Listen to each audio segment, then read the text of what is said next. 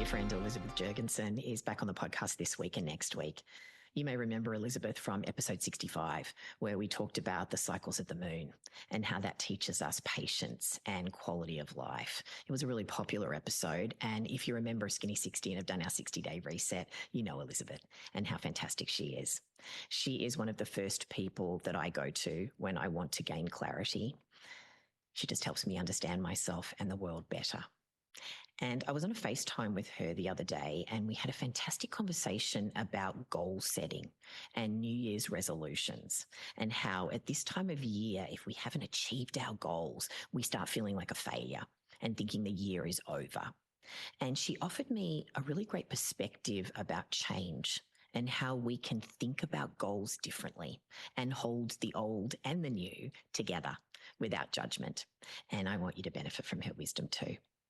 Elizabeth is one of the smartest people that I know, and she has a depth of experience in a lot of different arenas. Her post-college years were focused on the performing arts. She started as an actress and a dancer. She then transitioned to the corporate world, earning a business degree and working in finance. Then a decade later, she worked as a fitness instructor and a wellness coach. Then later in life, she dove into advanced study and worked as a university teacher and writer. But in midlife, she had a serious car accident with a really long rehabilitation period, and she was unable to work.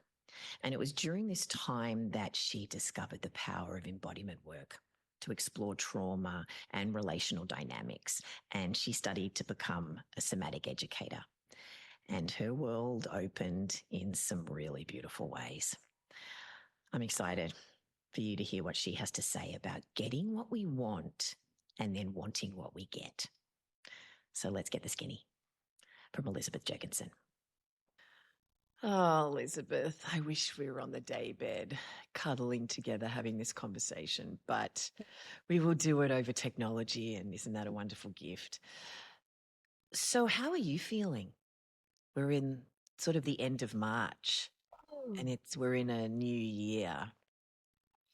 I am actually doing really well. And this kind of ties back to the moon talk that we did recently is I'm allowing myself to be a little bit in a resting and a dark phase because last year was a really big year for me. A lot of really big things, big changes happened, and some of them were wonderful and, you know, planned for and wanted, and some things were not. And so it's Yeah. just been quite a journey in 2025. And so for this year, at least for this first part of the year in the winter, I'm just really allowing myself to just sort of metabolize everything Mm. that happened, Mm. metabolize it, integrate it, make sense of it, and that actually feels really good to allow myself to do that. Yeah, and we often don't allow ourselves to do Mm-mm. that. Like, if we're thinking about last year and this year, last year was the year of the snake, this year is the year of the fire horse. There is this expectation that we leave the snake behind and that we should just Yeah, be the horse, jump on the horse and, oh, it's January 1st. We should be off to the races. We should be in full achievement mode. We should be just, like it's a race. There is that yeah, expectation that we put on ourselves, and actually that integration, that weaving in, that natural, gentle transition is yeah, really, really necessary, yeah. Well, as it we makes talked me about think, in our moon talk in episode 65. Yeah. yeah. And it makes me think about, I don't know if this is completely true, but I know as a human being, we also shed our skins either through injury or just, normal shedding of skin cells. But it makes me think a little bit about, let's say you've had a wound and that new skin that's coming into view is very tender.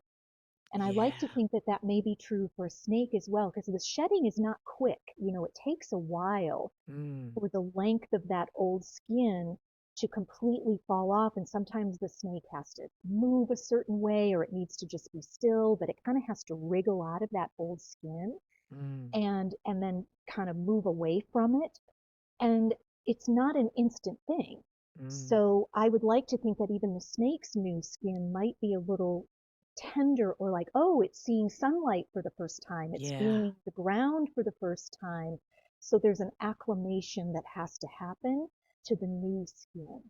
And you're Yeah. right, we have this thing, I should just go from this state of being to the other state of being with no transition in between. And there's an expectation that we just flip the switch. Right, It's just right, one day right, it's 1 year, one day it's 2025, and then next it's 2026, and it should be right, all different, and we should be in a completely different state.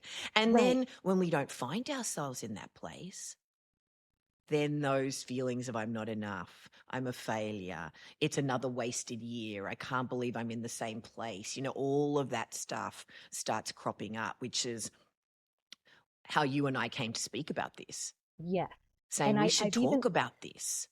exactly, because I've even had a couple conversations with people that felt a little guilty about waiting until the year, waiting for Chinese New Year and the year of the fire horse to start to begin to, go after their goals or begin to practice their resolutions instead of starting on January 1st.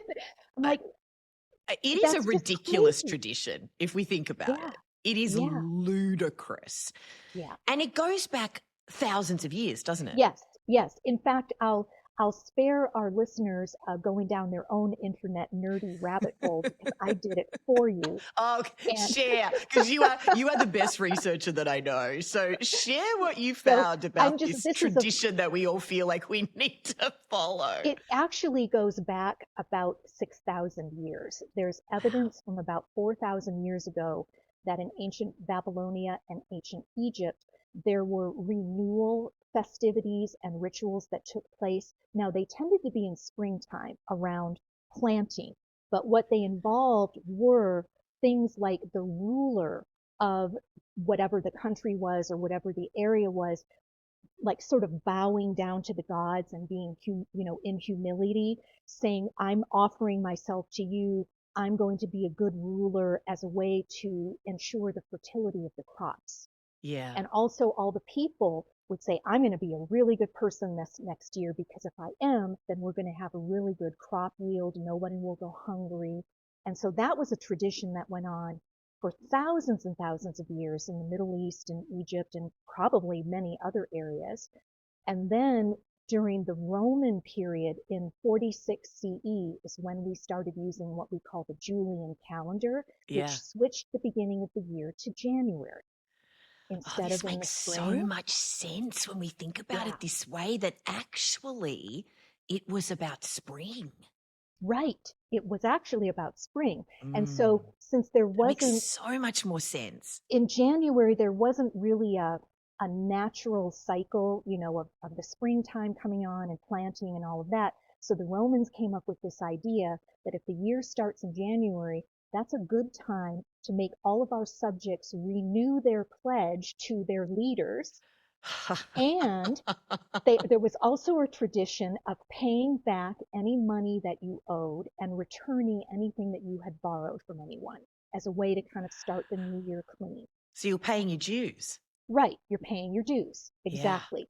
And then in the Middle Ages, especially with Christianity now really being a strong religion in the Western world, that really tied good behavior to the afterlife, that your afterlife will be good if you are a good person. So there was that. And again, at the beginning of the year, when the calendar flipped over, a lot of subjects, there was a kind of a ritual of pledging their allegiance to their lord or whoever their ruler was, Oh, you and got your all head the cut off. You right, got exactly, disemboweled. I mean, exactly. I think of the Middle Ages as a draconian chapter of torture. Like if you Well, said to me, I want to go back to any time in history, I'm not going back to the Middle Ages. it was definitely not that severe, but there was for sure this link between good behavior and being right in the eyes of God, and Mm, also being right in the eyes of whoever had power over you. And in fact, yeah. even in the age of chivalry, the knights would Mm. renew their vow to the rituals of chivalry for the next year. That was part of the thing that would happen in January. Then we finally get into the Enlightenment, and we've got some new scientific and philosophical ideas coming in, and we've got humanism, which is beginning to emphasize a little more the individual rather than hierarchy and being part of a community, but it's still flavored with those religious ethics of, you have to earn the favor of God by good behavior and good belief. But it's also sprinkled in there with living what was called a virtuous life as a way of self-improvement. Here in the United States, we have the person, Ben Franklin, who came up with things like early to bed and early to rise makes a man wealthy and wise. So there was this idea that good behavior could be pursued as an end in itself, as a moral belief system. And then by the 19th century, it was all completely secular, and self-improvement was seen as a virtue unto itself. And that's when we started to really see I'm going to make New Year's resolutions, I'm going to do all these things, but they tended to be about the individual, nothing to do with the community. And so that's where we are now. And the reason I bring all this up, and I think it's worth it, is we're fighting against millennia of this idea that when the calendar flips over, we're supposed to make a fresh start, and we're supposed to become a new person, and we're supposed to be looking to achieve perfection. Which we know is a fool's errand, because Right, perfection does right, not exist, and yet we right, still strive for right, it. We're still thinking we're right, going to be the unicorn that's going to be able to be perfect. right, right. It's this thing about the spring, because if we think about January, no matter where you are in the world, if you're in the northern hemisphere, particularly if you're in a place where it snows, it's hibernation phase, Right, really. It's right, freezing cold. And if you're down in Australia, it's stinking hot. The sun is blazing. So mm-hmm. either way, it's not conducive to fertilization and ideal conditions for something to thrive, in sort of a temperate climate where you can be gentle and things just allow, there's this flow and an allowing of growth. It's just too extreme. So as I'm hearing you talk about the evolution of this, there is this sort of as you were saying, bowing down, this reverence, this I've got to do this in order to get that. Yes. And a big linkage is I'm not a good person and I'm not a good citizen unless I vow to do certain things to make myself better. Mm. So, how do you feel about this age that we're in, where we are encouraged to lean into personal growth? That's a really good question. Let me just sort of drop in with that for a moment.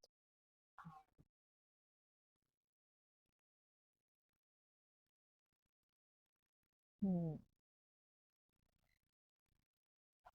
I think on the one hand, it's always admirable to want to be a better person in the way that you move through the world.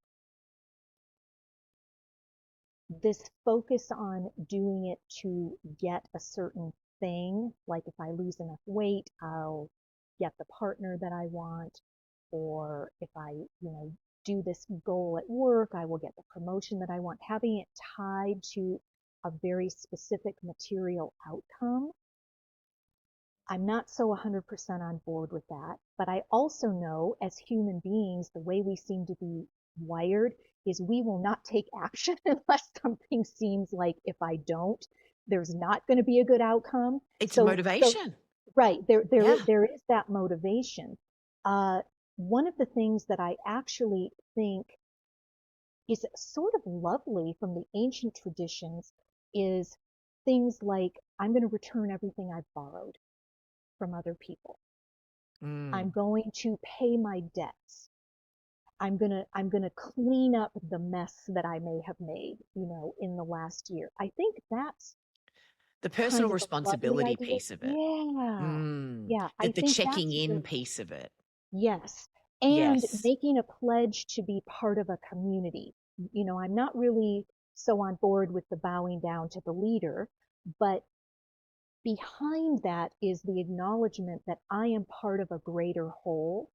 And so I need to do my part in order to make the community solid. And I think Mm. we've really lost that.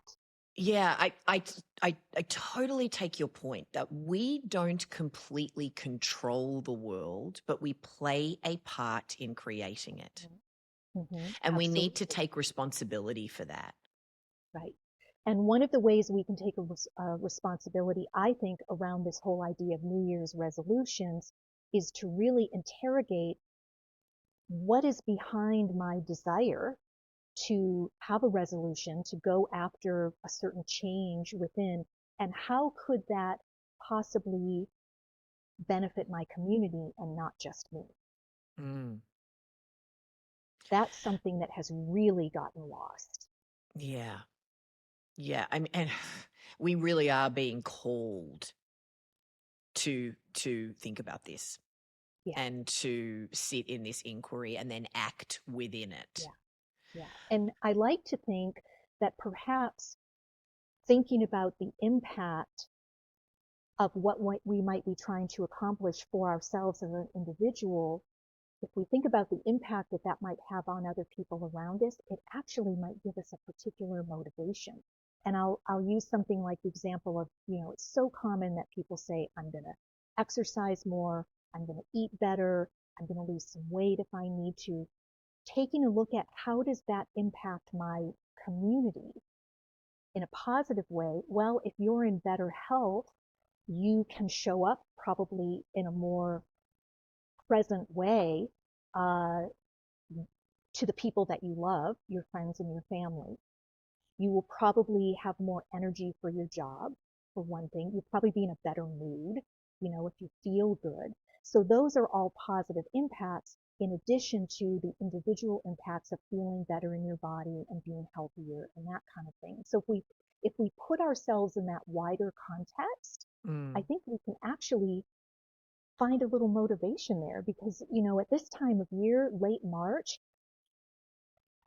I read somewhere that something like 8% of people that have a New Year's resolution are actually still doing it after 6 weeks.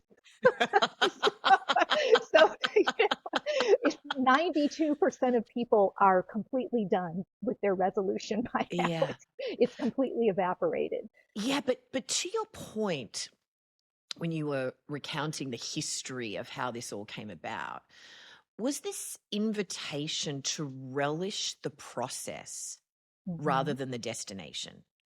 And if we accept the premise that mastery is not a destination, but a commitment to a path that has no end,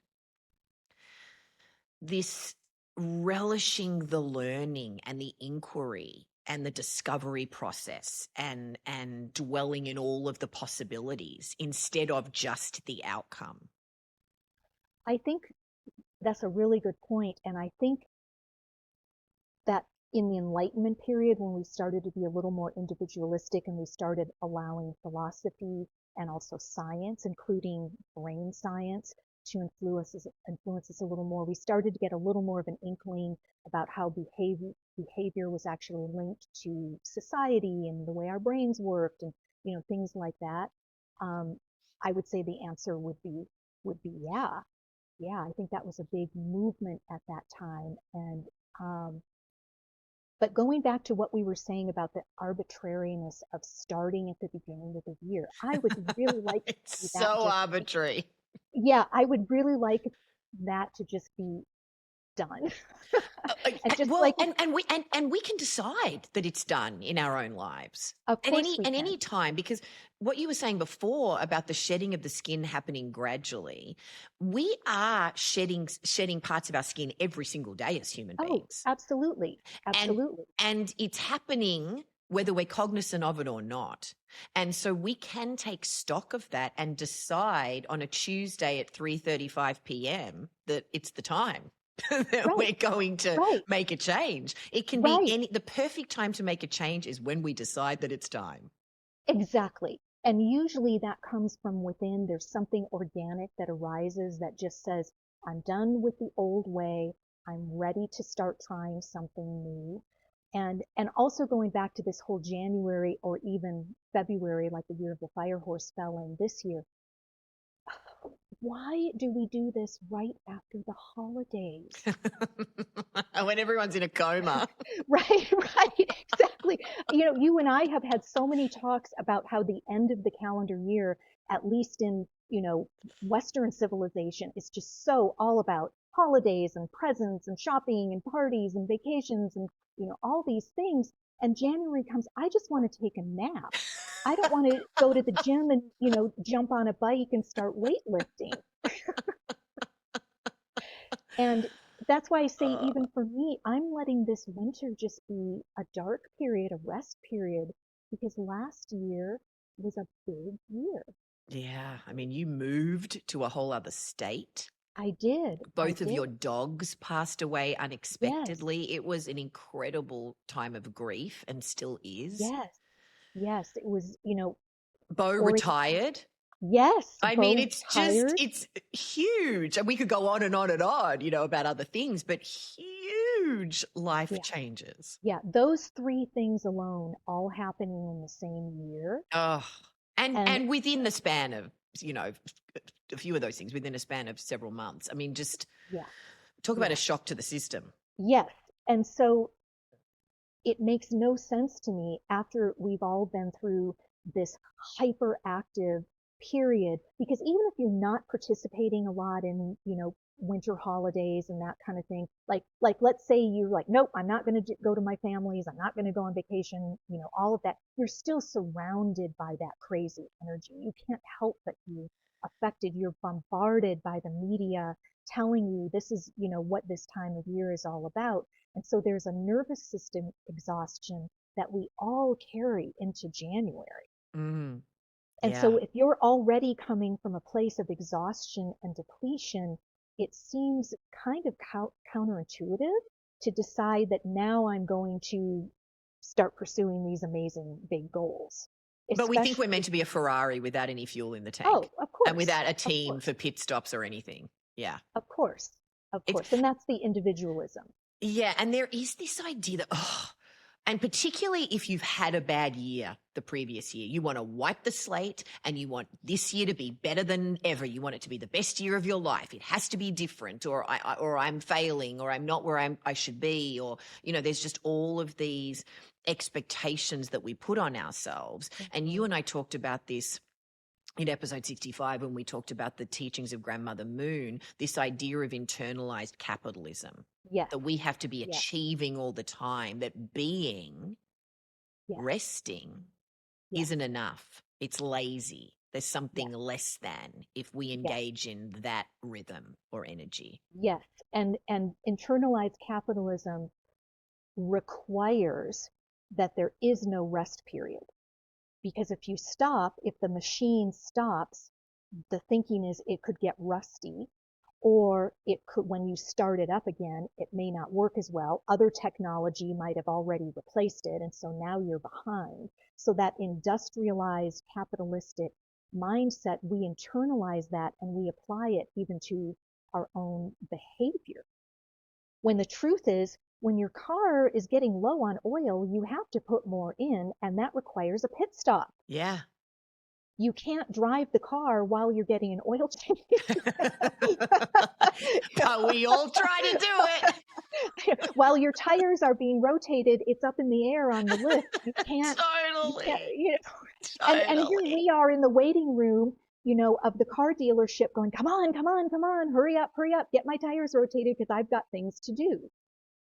We don't even see that as, oh, wow, I have half an hour that I could just sit here and relax for a minute. Yeah.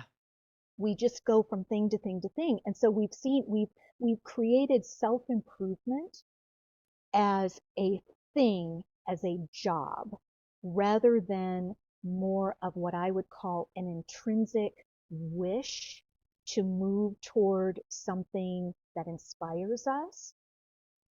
And that's where the internalized capitalism comes in. Mm, Are we really yeah. inspired by this thing that we want to do? I think that may be a lot of why people have fallen off whatever they wanted to accomplish as far as New Year's resolutions by now is they weren't really inspired. They probably just felt like, well, I see these things in my life that I think could use some improvement. So, okay, I'll go ahead and make a resolution that I'm going to improve them. But are you really inspired?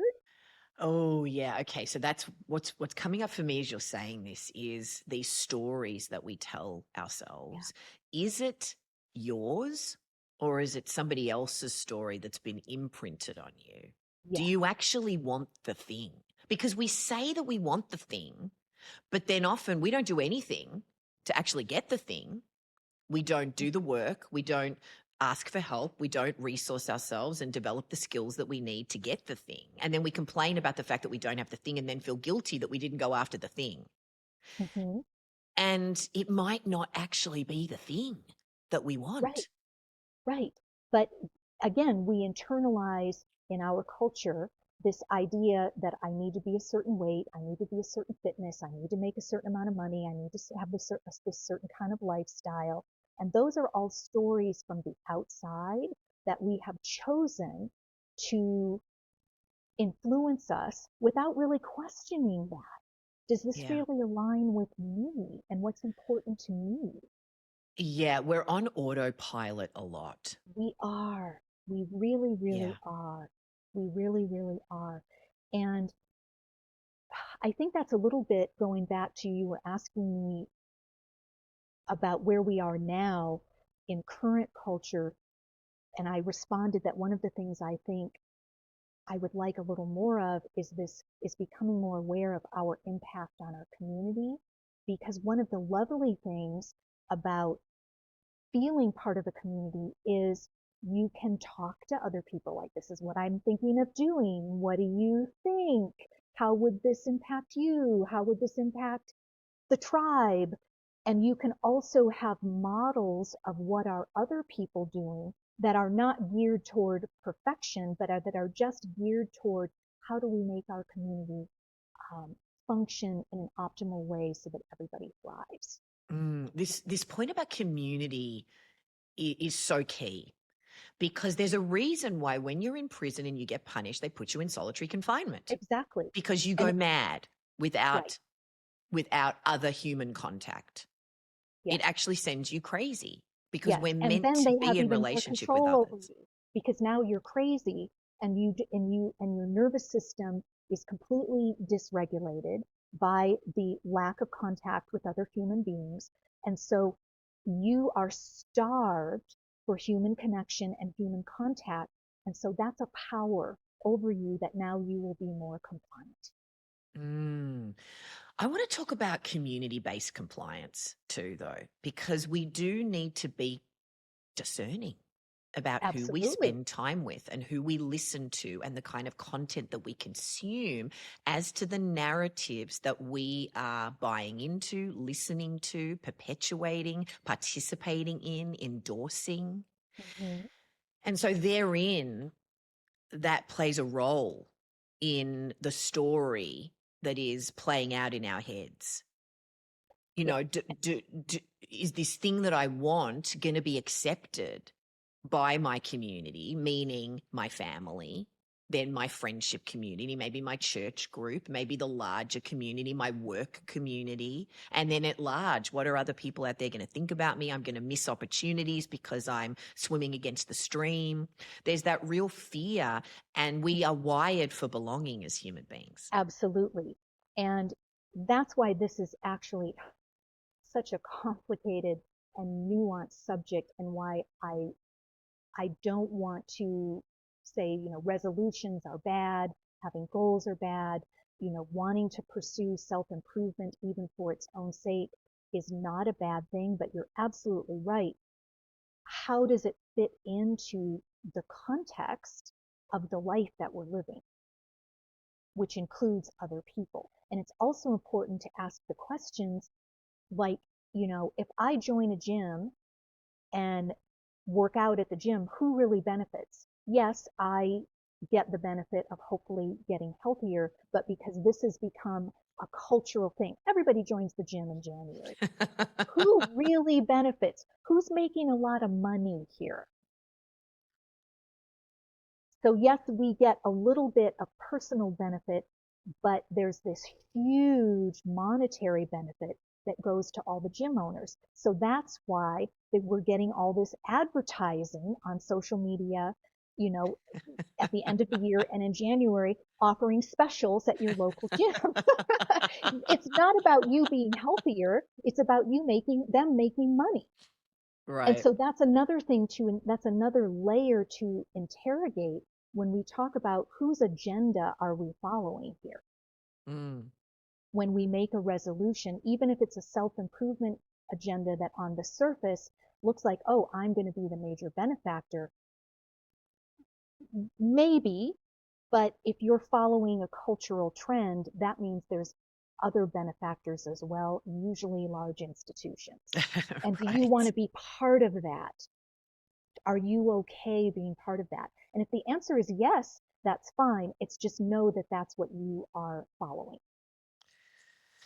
Yeah, and as you say, it's murky territory because there's nothing wrong with joining a gym. There's nothing wrong with No. working out at a gym. There's nothing wrong with paying people for a service and being part of the machine of a transactional endeavor, of I pay you for a service, you deliver it, it makes my life better. I mean, Hmm. I just want to be clear about what we're saying, dear listener, Right. that there's absolutely nothing wrong with paying people for services. No, We're really it's just know interrogating that, this idea of yeah, what know is the system yours that and you're what is someone operating in. else's.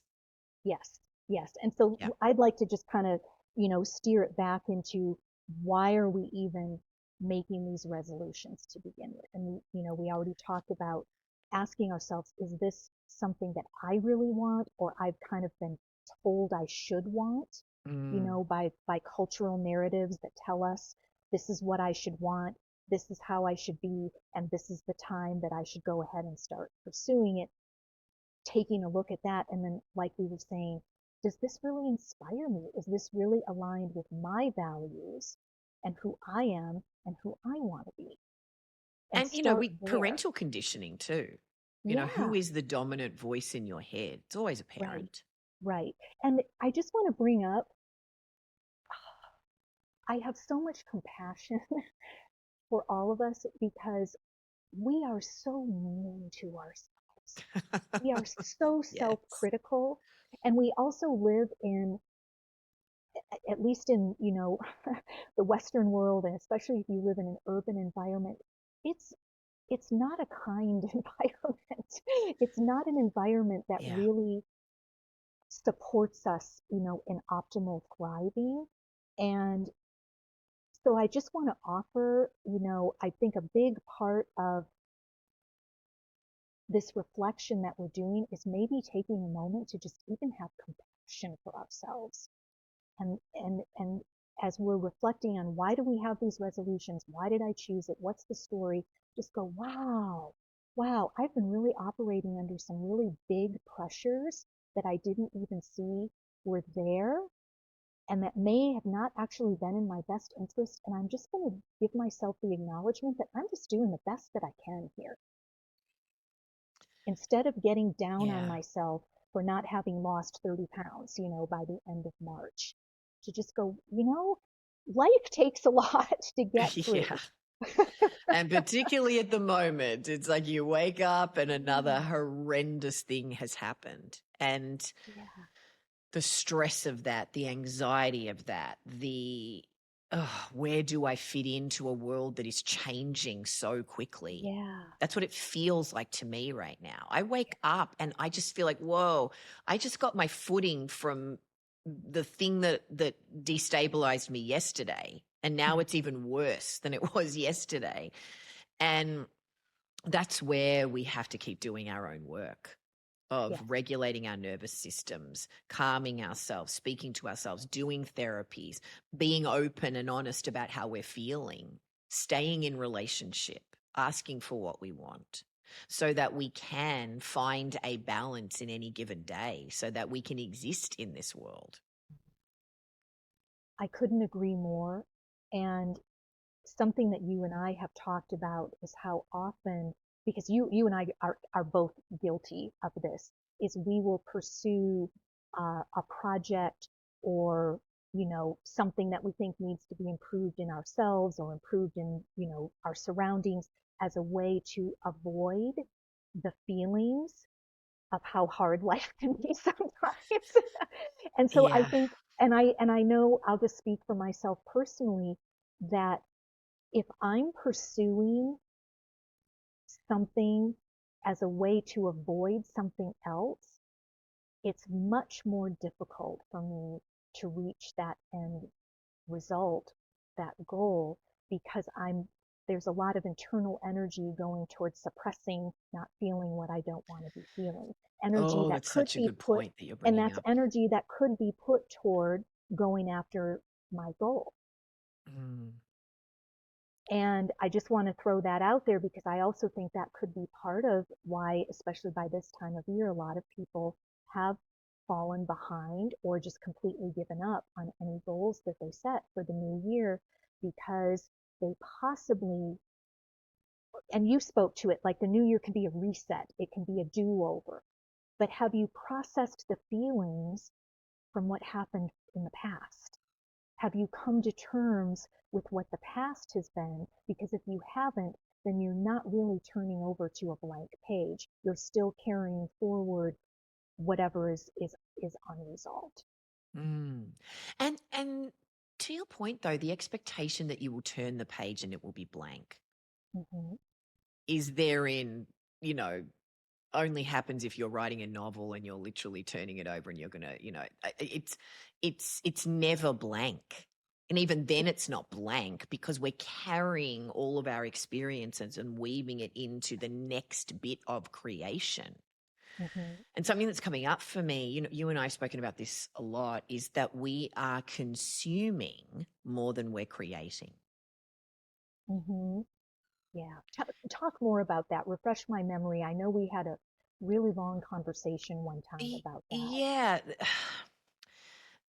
This idea that we're consuming the outputs of others and riffing off of that more than creating from our Mm, own internal truth and what's mm, coming up for us, and believing that that has value and putting our voices into the mix, our beliefs, our desires, and we get caught up in the stream, in the stream of the collective or the stream of somebody else or the tsunami, I would even mhm. offer. And we get Yeah. swept up in all of this activity and all of this noise. And to your point before, reminding ourselves to check in, give ourselves grace, take a breath, take stock, integrate, slow down, rest, sleep, stop. You Hmm. speak about this a lot to me. Well, what would the consequences be, Tess, if you just stayed where you are right now? Yeah. Yeah. Exactly. That feels like death to me. I'm just, It's you know it does. You know, you and I I have spoken know, about I this. I know it does, and it feels like death to a lot of people, and I think that's part of this idea of turning over a new leaf or opening to the blank page, doing a reset. It's kind of like when we were in school as kids. I know when the new school year started, I was like, I have my new notebook, I've gotten my new pencils, I have some new clothes. It's a new me, and there's going to be new kids that probably don't know me, so I can be a new person. Especially when you move, like when you move from middle school to high school, and there's going to be a whole bunch of new students. It is a chance to present a new version of yourself, which is super exciting. There's nothing wrong with that. Talk about the opportunity to shed an old skin and grow a new one. But if you haven't completely shed the old skin and, like we were saying, resolved any leftover feelings from that, and asked yourself, is this really what I want, or am I just being swept up in this tsunami? Yeah, And that's and what you can't yeah, know until you stop for a second. yeah. You just can't know. And we talked a little bit about this in the moon talk. Uh, is there's this idea of the waxing moon. Remember, I talked about Mm. how the moon doesn't go from dark of the moon to full in 1 or 2 nights. It's half of a month. it's multiple days and it's just a teeny, teeny, teeny little bit at a time. And during that period, we have a chance to fine tune. So as far as staying where you are, I look at that as we're not static. We're never really completely just staying where we are. Truly. I mean, even if I Mm. seem on the outside like I'm doing the same things, internally, I'm still taking in stimuli, I'm still processing it, I'm still thinking about it. And I was thinking the other day about, let's say, someone like you who is a business owner. There's a lot of pressure to every year make more money, make more clients, make more products, whatever it is, whatever your business is geared toward. I think there's a lot of value. And in fact, I did this when I was a business owner at a certain point. I was feeling really overwhelmed by that feeling of, I've got to get more clients. I've got to get more clients. I've got to get more clients. Well, first of all, there's only one of me, so there's only so many hours in a day. Yeah. But I was a little blind to that. And I thought, why is it so bad to say, I am perfectly happy with the amount of money that I'm making right now? It's a good amount. I'm paying, I'm covering my expenses. I'm saving. I have a good life. What is wrong with staying where I am and just fine tuning? Mm. Like maybe internally, like let's say again, you're a small business owner, taking a look at, like, do we really want to keep this product and maybe we'll get rid of this product, or maybe I'm going to shuffle around the staff a little just to see who does better in different jobs, or I'm going to give myself time to brainstorm some new ideas that I'll put into effect in another year. But this year, I'm just going to kind of stay where I am, and I'm going to fine tune. And I'm also going to look for what kind of comes into my awareness all on its own that maybe needs some attention. Mm. Oh, I love what you're saying, because you know that I am finding the growth of Skinny 60 challenging, Mm-hmm. in the sense of I know every single person that's done the program. I know them by name. I know them by face. I know their hearts and their challenges and their struggles and their triumphs. And I've had very in-depth conversations with them. And that really matters to me. I value that. I love it. And the thought of it going beyond the capacity by which I will be able to do that is heartbreaking for me in a way. And I'm struggling at the moment to embrace the thought of that change. But I weigh it up with, I know this program really, really, really works and changes people's lives. And I want more women to experience better health over 40. And I know that we have the answer to help make that happen because I see it every single day. So I'm constantly balancing my personal desires with my desire for the collective. Going back to what you were saying before, what is the Yeah. impact? So impact is a word that resonates very deeply with me, and I know it does with you as well, because we want to be conscious members of the collective, Mm-hmm. whether it's a collective of 2 like today, or whether it's a collective of 6 million or 6 billion. I mean, so that balance is coming up for me of, oh, just, again, checking in, sitting with my heart, going, what do I want to grow this because that's what I think should happen? Exactly. Yeah.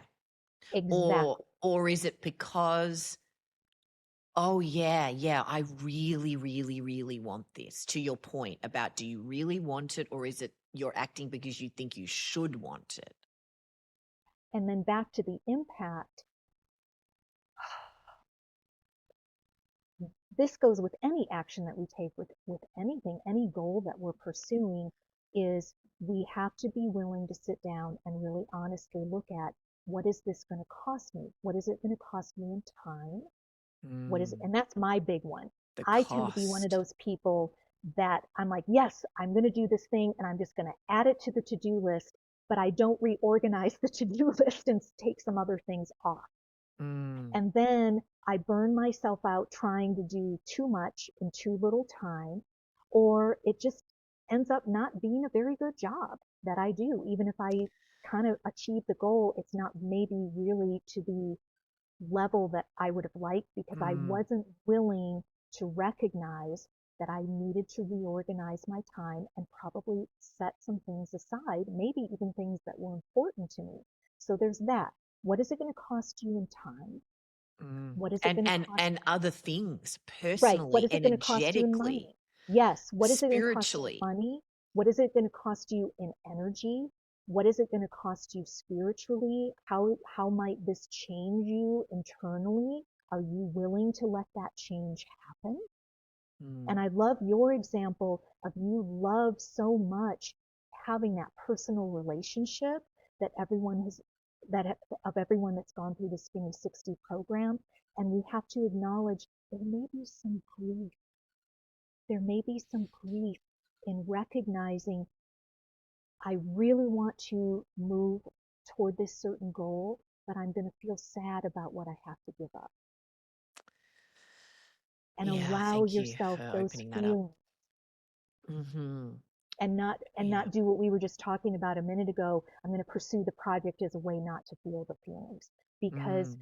yeah, at a certain point, if Skinny 60 continues to grow, you just literally will not have the mental and emotional capacity to have a personal relationship with every person that does the program. You probably won't even be able to remember everybody's name, Well, you know? also, then they won't get the high level of service and attention that they need, and Yeah. that there are also the recognition that there are other wonderful coaches out there.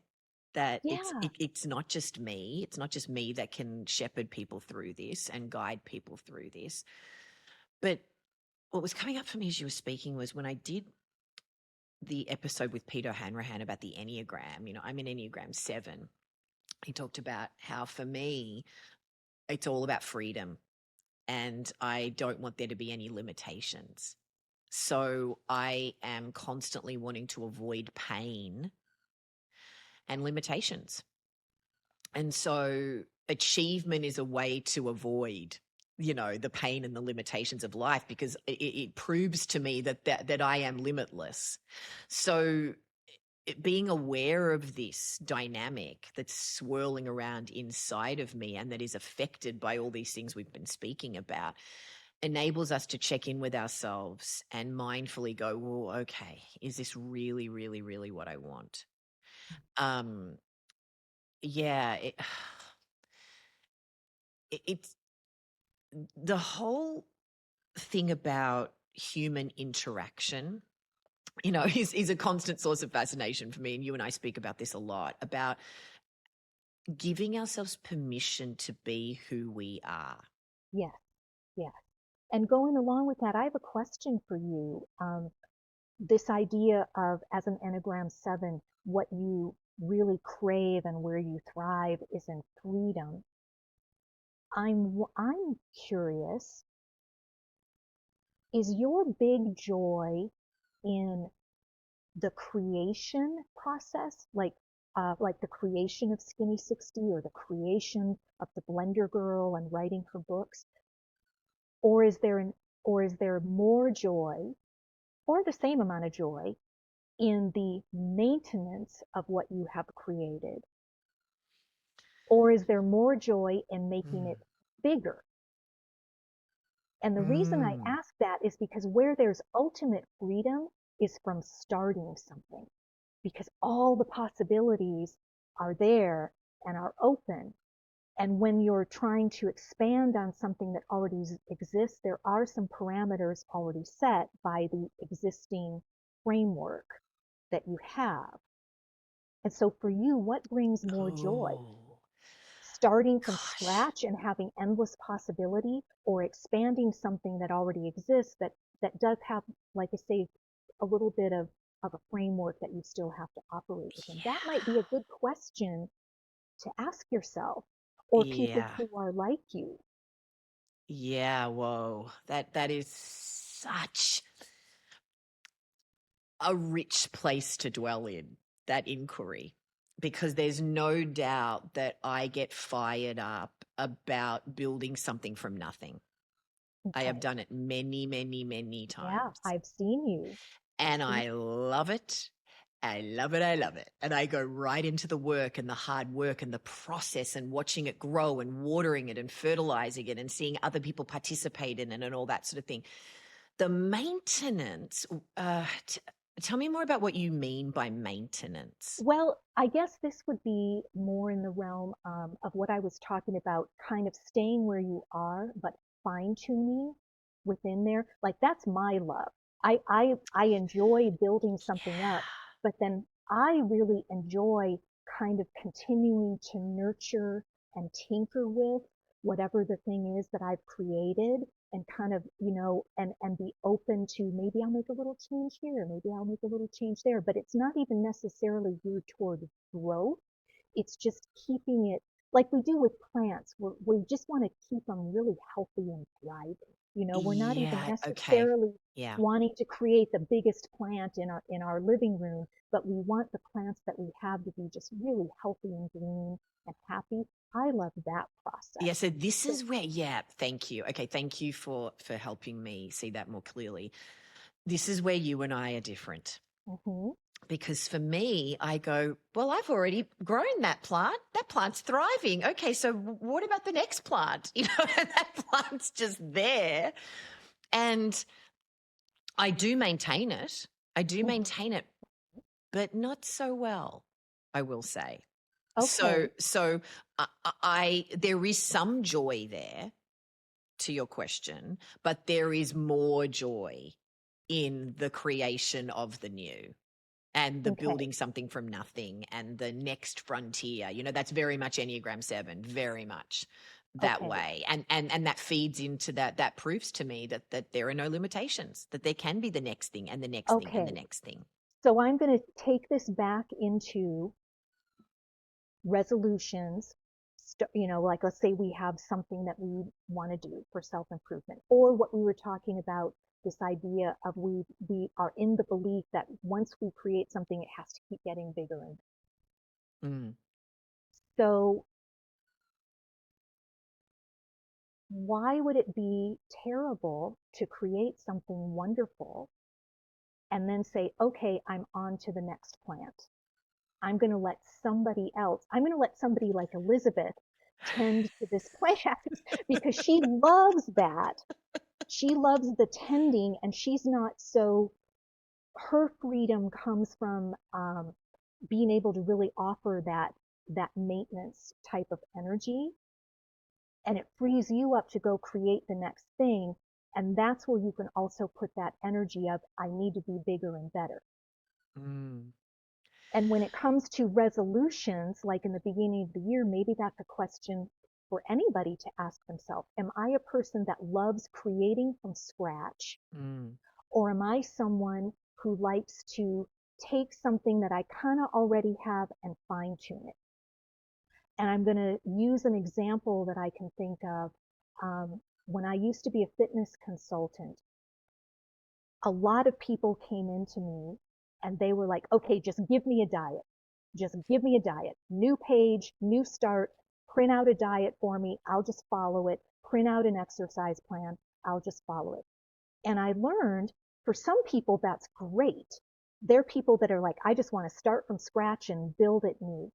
But it didn't work for everybody because there was a resistance from people who kind of wanted to operate within the way they were already operating and just kind of fine tune it. mm, Like maybe they were already a walker, but they knew they needed harder exercise, so they were willing to tinker around with their exercise routine and do a little less walking and add in a little weight training. But if I had gone in and just printed them out here's your cardio, here's your weight training, here's your food plan, they would have never done it, or they would have done it for a few weeks and then fallen apart, and then blamed themselves for not following what their trainer said to do, when really what their big joy was tinkering kind of with what they already have, or going very slow. not doing this. That's Oh. another mistake that we Mm. make when we make New Year's resolutions of like, I'm hitting the gym January 2nd for an hour a day, 6 days a week. I'm never eating sugar again. Yeah, I'm going I'm from 0 to 100. Yeah. exactly. It's that all or nothing thinking that we Yes. can really get into that is really a kind of self-sabotage because it's so rigid. It's so Oh, rigid. Elizabeth, this comes up all the time in my office hours. So many women say, well, I'm an all or nothing person. And this is the source of why I don't stick with things. Because if I'm not, I'm either all in or I'm all out.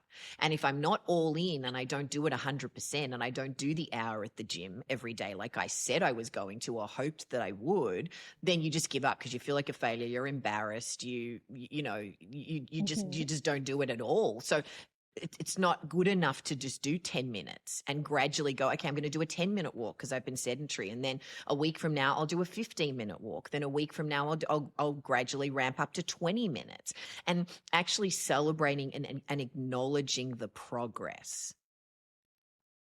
We want to go to Well, perfection straight away. yeah, we do. And that's why what we're doing, even just in this particular conversation, is even getting underneath that self-belief of I'm an all or nothing person.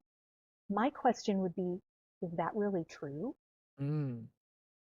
Is that really true? Or is that a particular belief about yourself that you have adopted? And where did that come from? Because we don't pop out of the chute saying, I'm an all or nothing person. And then, from the moment we're born, that's how we live our lives. We learn these ways of being. Yeah. We learn these ways of being.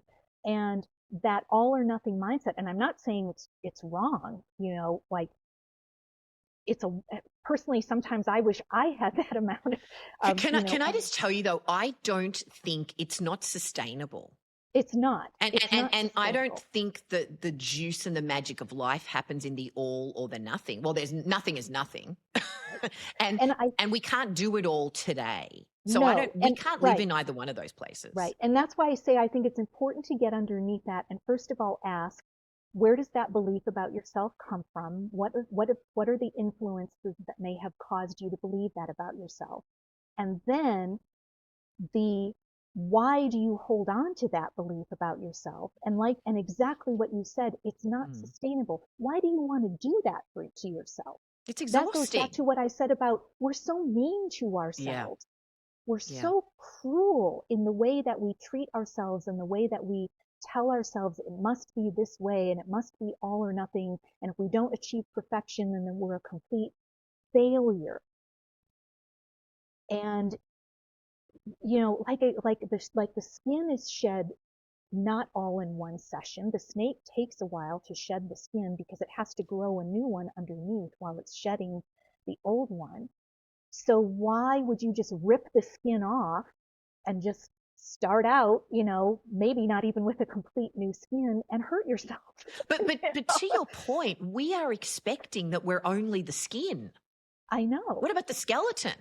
What I about know. all of the organs? What about all of the Exactly. other bits of it? The skin is only one piece Right. of who we It's are. only the out, it's only the Yeah. exterior. It's Yes. only the exterior.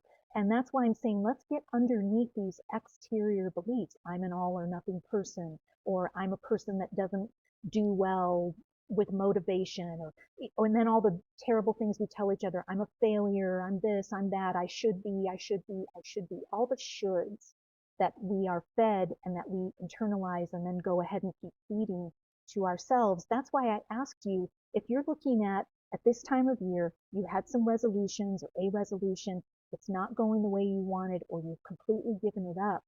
Ask yourself, is this really the way you were going about it? Is that really the most intrinsic way of going about it that's true to who you are? Mm.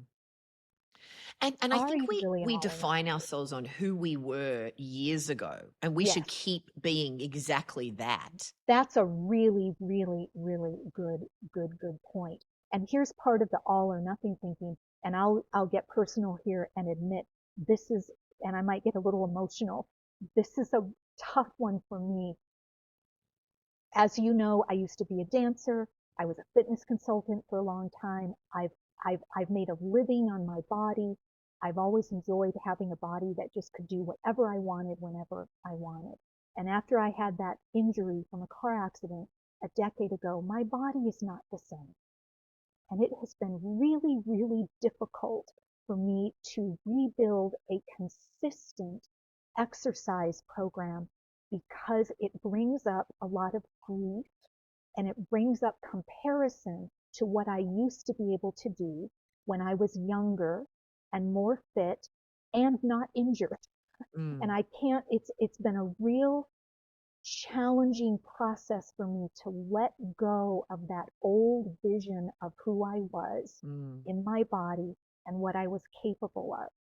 And that's why I brought in the grief piece about when you're talking about setting a resolution, setting a goal, and we're looking at the costs of it and how it may impact you and others, we have to make room for it. It may bring up some sadness, mm.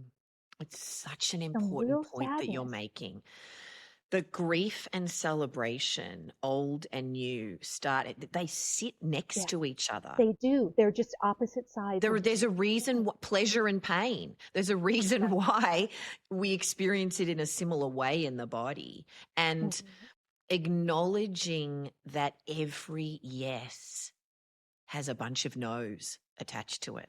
Yes. We can't say yes to everything. So, what is the cost of saying yes? By saying yes, you have to say no to some other things. And you have to get really clear, is that the yes that I want to be giving? Because there's only a finite amount of yeses and an infinite amount of no's. And what is Mm-hmm. I think often, and I can speak for myself, oh, the cost of saying no feels really high Yeah. to me a Yeah. lot.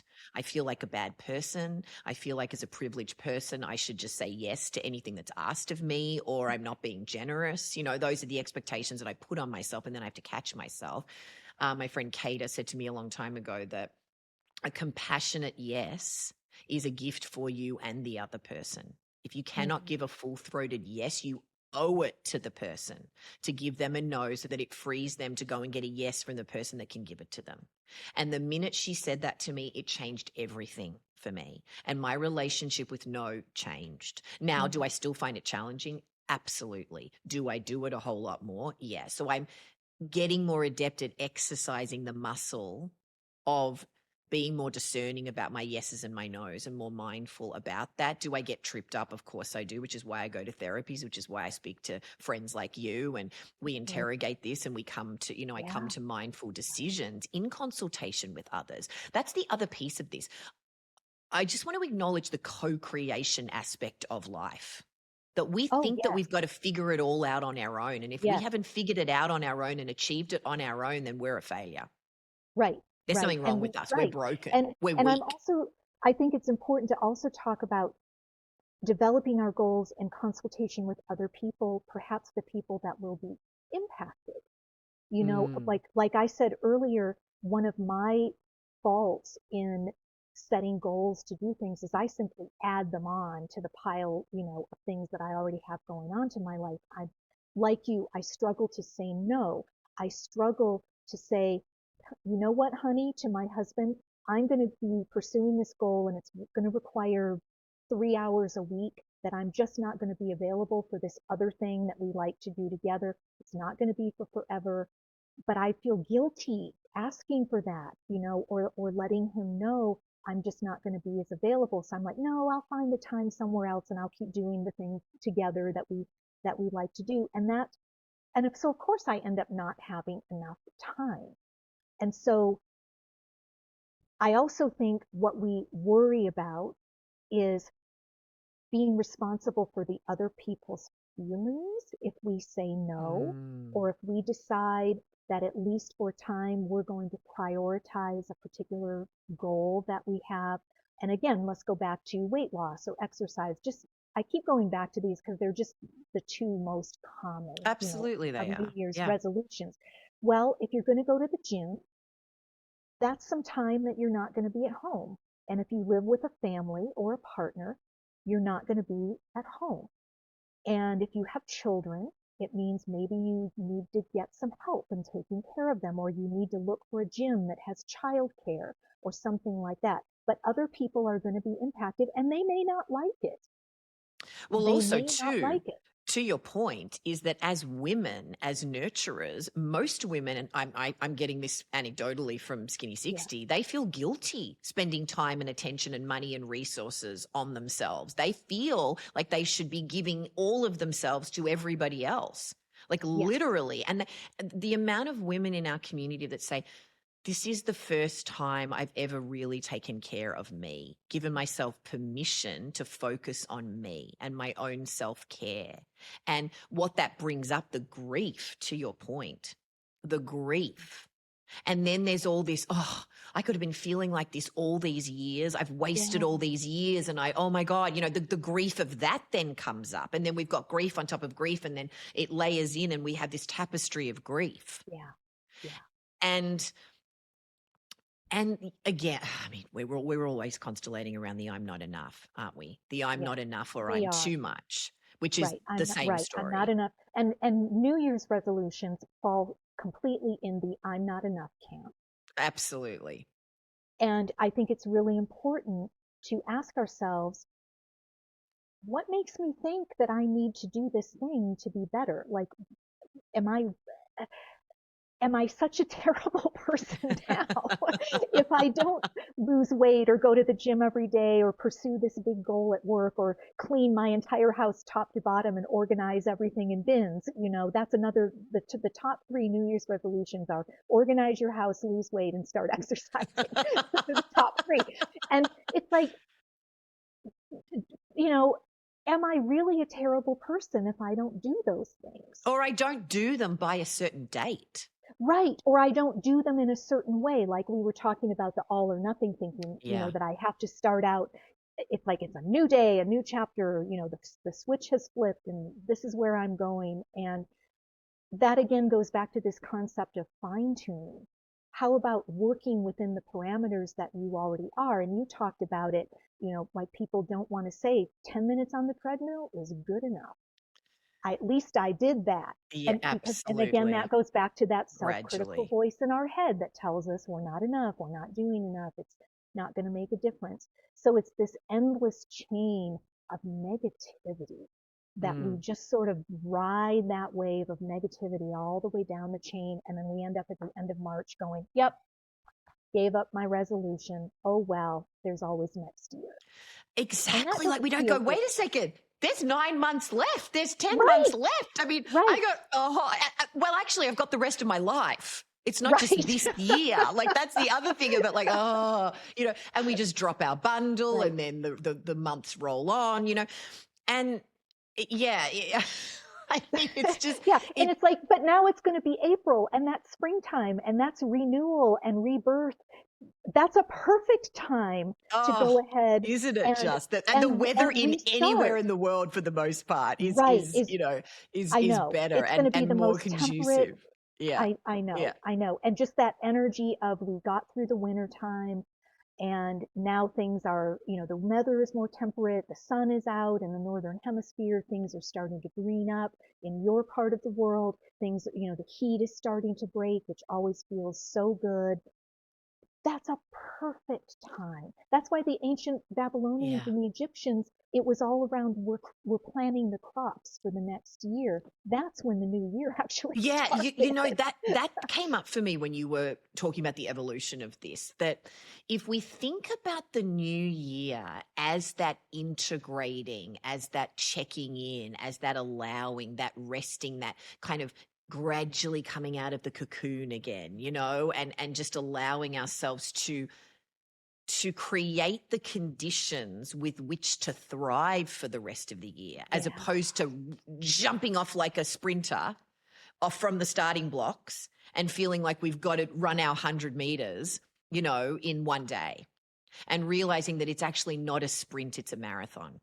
Absolutely. And the reason they even did the New Year's rituals in the springtime is what they were actually doing is they were putting prayers and intentions into the crop because they knew they weren't going to put the seed in the ground and then tomorrow it's going to be a stalk of corn. It's not Jack and the Beanstalk.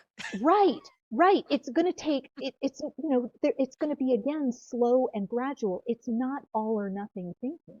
Even Yeah. ancient peoples recognized the trap of all or nothing thinking, that it was important to start out, yes, with this beautiful intention and sort of setting the setting the energy around the planting and then tending it and watching it grow, fine tuning. Does it need a little more water today? Do we need to do some weeding?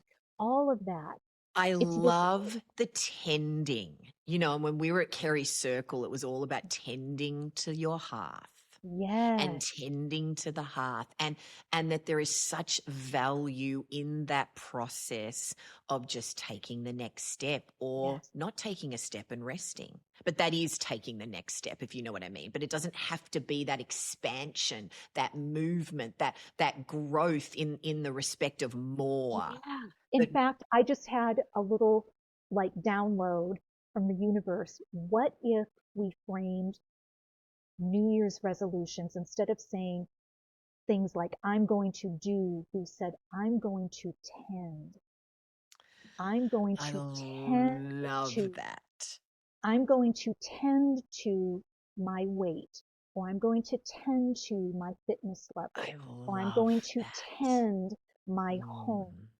Mm, mm, If we feel like I need to do a big clean out in an organization project. But if we put it in that context of tending and nurturing, what if our resolution is, I'm going to nurture myself? That's my resolution. And the areas that I'm going to nurture myself are these health concerns, or these organizational concerns, or these money concerns. But putting it in that framework of, I'm planting a garden that I am going to tend, mm. perfectly understanding that it's not going to be in full bloom for quite a while. And my job is, like you said, day after day, the gentle tending. Mm. And that there are weeds, and that Absolutely. there sometimes the conditions are not what you think they're Right. going to be. Right, exactly. Exactly. And that's again, that helps move us away from this all or nothing thinking and this self-critical talk that I'm not good enough the way I am, and that I have to go 0 to 60. And if I don't do that, I'm going to be a failure. And part of the tending is, I'm going to take the time to make a plan and figure out the impacts on myself, on other people, the time, energy, and money, and perhaps new skills that I need to learn in order to tend to this new thing that I'm bringing forth. But if we looked at it that way, rather than a resolution, because a resolution, just that word alone sounds like, I Feels better do permanent. it. And it also feels like, Yeah. you better do this or you're in trouble. Yes. And that Yes. goes back to, like the Romans were brilliant at knowing population control by Weren't they? tying the new year to pledging loyalty to the rulers for another year, kind of like, you're not a good person if you're not willing to do that. And we've kind of carried that internal message, like, I'm not a good person if I uh, don't make a resolution. I'm in trouble. I'm in big trouble if I don't do this thing and do it really well. And yet a gardener doesn't think that way. A gardener plants the seeds and tends, and then pays attention to what does the garden need along the journey. Look, gardening is a really beautiful metaphor for life. It Hmm. really is. It teaches us patience and allowing, teaches us resilience, teaches us resourcing, it teaches us nourishing. One of my favorite movies, Being There, the last movie Peter Sellers did with Hmm. Chauncey Gardner, using all those garden analogies. Yeah. And then in the end, he walks on water because he doesn't know that he can't, you know. Yeah. And it's just that it is such a beautiful metaphor. Yeah. It I want to ask you about, I know inside of you, you understand the dynamic of having the pressure of feeling like you've got to do a thing. Mhm. Somebody like me has that, but I struggle more with the monster, the feeling like the fact that I want more and I'm going to keep achieving more, that I'm greedy, that I can't be content, that I'm Mhm. always looking for the next thing and achieving the next thing, quite frankly. And then I feel guilty about that. That I Mhm. actually should be refining and tending more. That's what's coming up for me as we're speaking. So, what would you say to somebody like me? Let me just sit with that for a minute.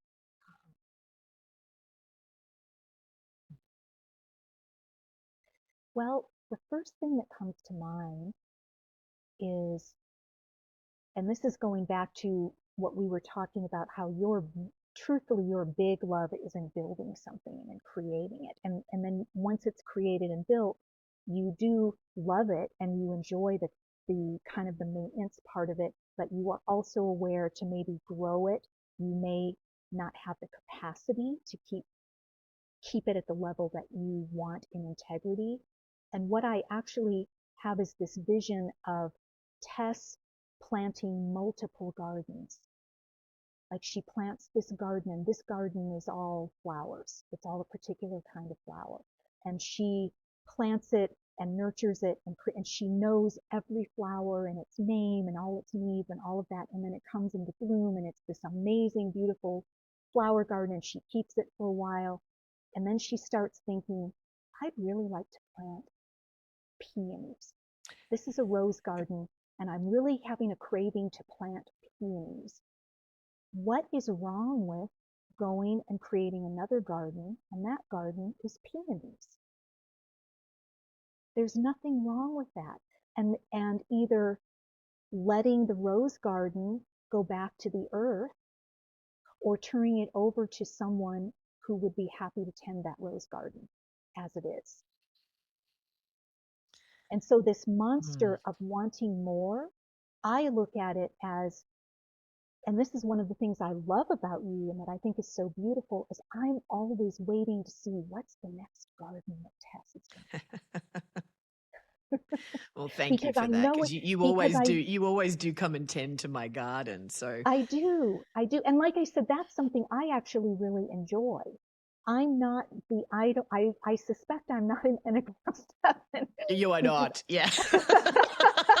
I think I know what you are, but I want you to go and talk to Pete because I cannot wait to I unpack this plan with on you it. because I know Yeah. Bo just went and spoke to him. Yes, I he am did. dying for you to know what you are so that we can talk about Yeah. this. But yeah. Yes. And we will. And so that monster, I think of that as that's your fertility speaking.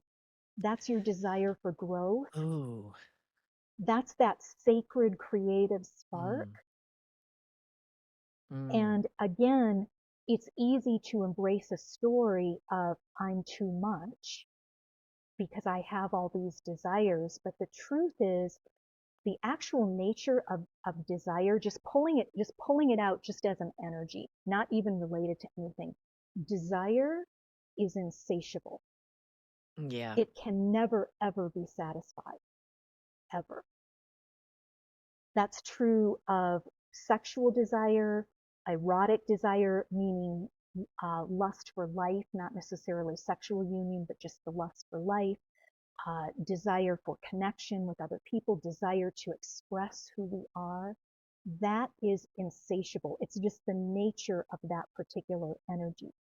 And so I think it's really important to just recognize that's a beautiful, beautiful energy, and we corrupt it by placing all these stories on it about it's too much, or I'm not enough in the way that I'm pursuing my desire. I'm not expressing Mm, enough of my desire, something like that. That's the flip side of what you call your monster. There's people like me, like right now I'm at a point in my life and I'm like, do I really want to create a whole other career and, you know, be a thing?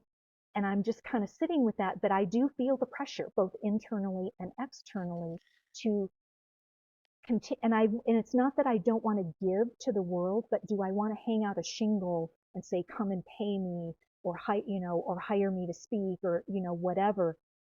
Why is it not enough to just be who I am in my family and friends and give to them out of the knowledge that I have? What you're speaking about, though, is this balance that we're all holding all Hmm. the time, which is the acknowledgement and the gratitude for who we are today, Yeah. and recognizing and holding that exactly who we are right now is enough. Hmm. And at the same time, giving ourselves permission to want more or want something else or want less of it or whatever it is, but to want change at the same Right. time as acknowledging the state we're in nourishes us in many ways and Hmm. is perhaps deficient also in many ways, that it's not all or nothing, it's not one thing or another, it's both. And that Yes. is the conundrum of life and how we Yeah. hold it, that we do have to hold these seemingly opposing forces, which actually are complementary, Hmm. together. And the balance changes and can change multiple times throughout the day, let alone, Hmm. different days or different weeks or different seasons. Hmm. And, that's why we do the work, so that Right. we That can is why we do the do the work, work. right? Yeah. And for me, a big part of my personal work is reframing, reframing how I operate, reframing my perspective to put it in a way that will help me thrive rather than being mean to myself and being critical, because that's going Yeah. to keep me small and that's going to keep me in distress, and it's not very motivating. We like to believe, uh, that the harder we are on ourselves, the more it's going to motivate us to be better, and that, some tough love is called for sometimes, but in general, I'm just I'm so caught up in this idea of tending. And Mm. let's look at a rose as it's growing. Uh, if we are a gardener, we don't think the rose is not enough or ugly when it's just its green bush. Or we don't look at, or think about, usually when we buy roses, they're not in full bloom Yeah, when we we want buy them the other way because then we're going to get more out of them. Right, exactly. So And true. there's something really enjoyable about watching that rosebud slowly open, but we think the rosebud is beautiful. Yeah, We're not sitting there going, absolutely. "Oh, this rosebud." In fact, there's, hundreds of poems written to the Yes. rosebud, just as there's hundreds of poems written to the rose in full bloom. And so it's this idea of tending. I love what you said about how can we find gratitude and appreciation for who we are right now in this moment, despite whatever we or the outside world is telling us might not be exactly the way it could be, that maybe we haven't reached our full potential. Great. Okay, we're a rosebud. So what does that rosebud need to continue to open? Mm, It needs, yes. if it's on the bush, it continues to need water, it continues to need sun, it may need some fertilizer. And if it's a cut rosebud, it needs to be in a vase of water. The water needs to be clean, it needs to be changed regularly, it needs to be tended Mm, as we watch that rose open to its full bloom. yeah. And so I love this idea of a New Year's resolution put in the frame of what needs tending? What would I like to tend within myself or about myself? And how can I do that? Because that brings an element of love rather than an element of punishment. Because, Yeah, an element of allowing too, that it can be a lot yeah, of different things and I can take my yeah, time and there's no time clock on it. And I would add, who do I want to be tending with? Who do Yes. I want to be in the garden with? Yes. What do I want to be planting? What do I want to be Right. feeding? What do I want to be paying attention to, and where do I want my energy to be expanding? Because whatever we're tending to is growing in some capacity, whether we're Right. thinking of it as expansion, it might be contraction, but both of them are necessary. Exactly. Exactly. So, as I just think about what you just said, and going back to the research that I did about, how we ended up having this tradition, this human tradition of having New Year's resolutions. A few hundred years ago, we started moving more from the collective into the individual, and that it was virtuous in and of itself to improve yourself just for its own sake or for your own self benefit, not just for the benefit of the community. And then maybe if it benefited the community, great, but the real focus was on the individual. What if it was both and? Mm, absolutely. And going back to what we talked about in episode 65 with the teachings of Grandmother Moon is the impact of 7 generations beyond. Yeah, yeah, And that yeah. is a beautiful part of Indigenous culture, is that Yes. they really do consider the impact. They try to do things now, today, that uh, that allow the current community to thrive, but create the conditions for thriving into the future. Yeah. That's why in indigenous communities, well, several years ago, the whole what was the pipeline going through Mm, the Dakotas, they knew it was going to create pollution in the water systems there that are very fragile, and they were thinking about, if we allow this extraction of resources now, it's going to impact the generations down the line, and we don't want to set up the future generations for failure. And so let's go back to a New Year's resolution, and let's put this in the context of that. Like you just shared how so many women in your program say, "Oh my God, you know, up until now, I've really struggled to take care of myself, and I still struggle with some guilt that I spent money on this program and I spend time on it and all of that." But let's think about, what are you modeling for the future generations? If you have children, you are modeling how to tend to your own thriving, and also the healthier you are, you can tend to their thriving in a much better way and be more present and more expansive because you feel better about yourself. And that's going to translate into all of your interactions with the children or anyone else that you are a caregiver for.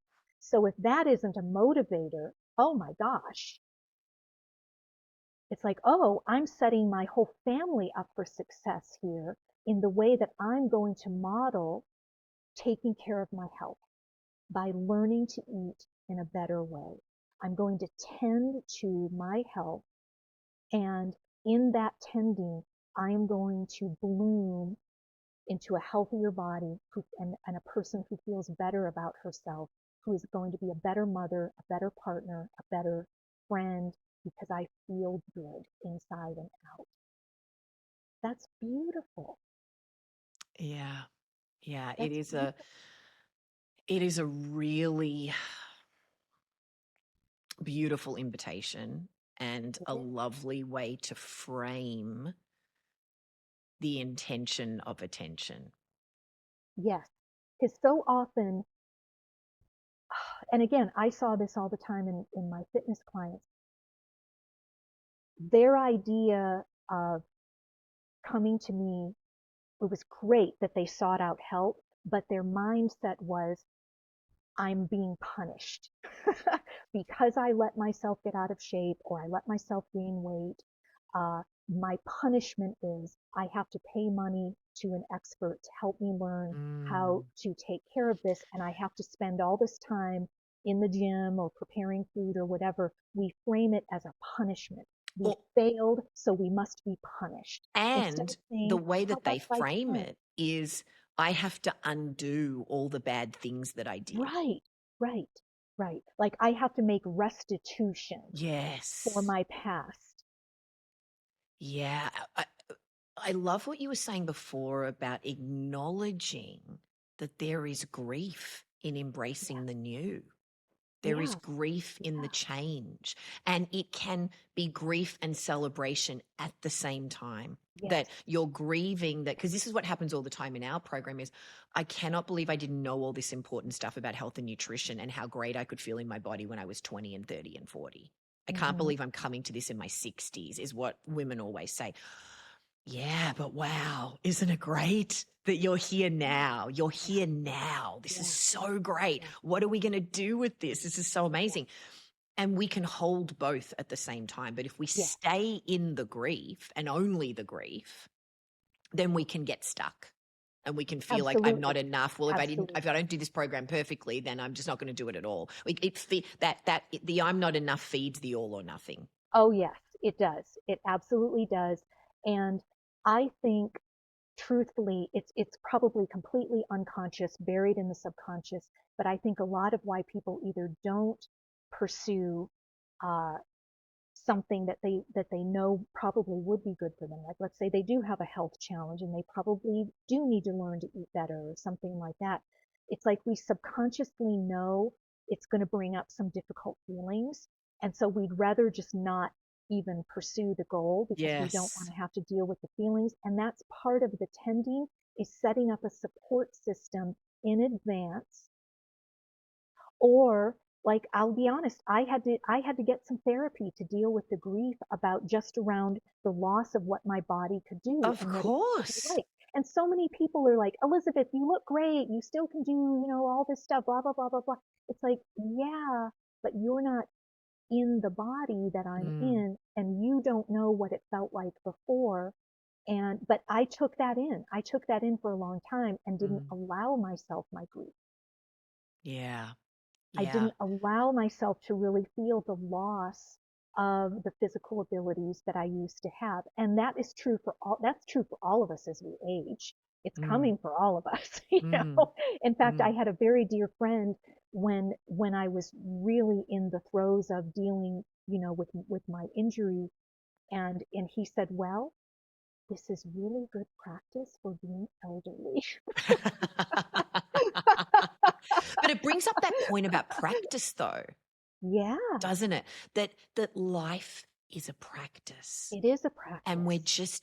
we're practicing every day. We're not perfecting. We're Yes. practicing, and we We're get to tending. practice and practice and practice some more. And so that's why I love choosing to live in the I get tos as opposed to the I Yes, shoulds. I want to yes, live in the I want tos and I get to. I get to figure this out a little bit more today. I get to right. practice a little bit more today. I get to try that in a little bit of a different way today. And the process and deliberately placing ourselves in curiosity Hmm. is really constructive and really helpful, or at least I find it very, very helpful in my own life and with the people that I coach, is choosing to be in that state. And when we find ourselves not in that state, inviting ourselves back into that state. Yeah, you know what, Tess, I love that. Just thinking about what you said about so many of the women in your program being down on themselves. Why didn't I do this before? Why didn't I know about this before? Well, let's process the feelings about that. Let's integrate, let's metabolize those feelings and let them become integrated. Because until that's done, they're going to kind of stay alive and they're going to keep chattering, in our heads. But, and then I love that framing of, but today, Skinny 60 exists and I found it and it's amazing. And so I'm going to be like, yay, Yeah. yay, my rosebud is getting watered now. You know, Yes. let's look at it Yes. that We're all going way. to be watching Citizen Kane a whole lot differently now. Exactly. Exactly. Especially if we think about where Rosebud actually came from with regards to that. Oh, it just makes me laugh. Oh Yeah. gosh. I mean, you and I will continue our conversation about this, and I will have you on the podcast again to continue Yeah. our exploration of this. You know, we speak all the time, and dear Hmm. listener, I will invite you into more conversations with Elizabeth. Yeah. I know I asked you this question that I close every episode with when we were talking about the grandmother moon, but I'm really interested in how you would answer it within the context of this conversation, which is when we have a dream, we have a desire, whatever word we want to put on it, we have something we want, and some bit of change that we want to happen in our lives, but we don't feel like we have what it takes to make it happen, or we don't feel like we deserve it, which is another way of saying it. What would you offer to us? Hmm. Well, I can only offer my own experience with that. Uh, but what has been really helpful is to do what we've done in this conversation. Let's get underneath this belief that I don't have what it takes or that I don't deserve the thing. And let's ask a lot of questions about what is going on there. Why do I believe this? Where did this come from? Is this really my belief? Is this a belief that was put on me? What is so terrible about myself as I am? That's something I'm really, really training myself to embrace, especially at this phase in my life, is I'm more interested in expanding on what is amazing about me instead of focusing all the time on what I think are my faults or my failures and fixing myself. Because all of us, most of who we are is amazing and wonderful. Mm. And we spend so much time focusing just on the small percentage of who we are that, yes, maybe has some faults, has some wounds, has some hurt feelings, or, whatever it is. And we spend all our time focusing on that and trying to fix that instead of tending and Mm. nurturing all of the amazing qualities that we have. And to me, that also feeds that cycle of negativity. It's like we forget almost how amazing we are, and we only identify with the darker parts of ourselves or the parts of ourselves that we think are broken in some way. Mm. So my first go-to, if I find myself feeling somehow like nope, this isn't for me, this, I can't do it, or getting into that, well, I should do this because I need to make up for something that I failed at, that restitution piece, I start going, nope, let's step back. Let's step back and ask a lot of questions. And sometimes, in the past, that has come up as, wow, I think I need some therapy. you Yeah, know, yeah. there's there's some stuff there that I see it, but I don't know how to untangle it on my own, and I need some support. I need a community that's going to help me with that, or I need to go to a retreat or do a workshop or read some books or whatever it is. So that's the first piece. Let's just kind of untangle this knot first. And then the second piece is it kind of goes along with what I was saying about desire, particularly in Western culture and all its influences, religious influence about desire as something unsavory, Mm. Mm. is again allowing myself to say thank you for sharing and just really sit like maybe in meditation, journaling, just quiet space, like where is that desire? Let just kind of tend that, tend the desire, feed it, allow myself to imagine what would it be like if I really allowed that desire to be the fuel and the motivation for the thing that I would like. And if I Mm. can't find that desire, then right there, that's a message. Maybe this thing that I think I want isn't for me. Yes. Befriending the desire. Yeah, Without desire, there is death. yeah, I mean, absolutely. we have to have the desire, and it has Hmm. to be potent. And to your point, if it isn't, then you don't want it, actually. Yeah. It's And somebody else's. desire always has an object that it's going toward. Desire is not something that is running away from something. That I think Mm, that's really important because, like we talked about, we think we desire something, but what we're really doing is we're pursuing it in order to avoid something over here, to run mm, away from something. And true desire is always, it's always got an object that it's pursuing, mm, that it wants. It doesn't care about what happened in the past. It's only like, oh, there's that out there on the horizon. mm. And that has really helped me, particularly I would say in the last few years, to recognize, you know, I may want this thing, but do I really desire it? And Oh gosh, if I can't that's find an the important desire, distinction.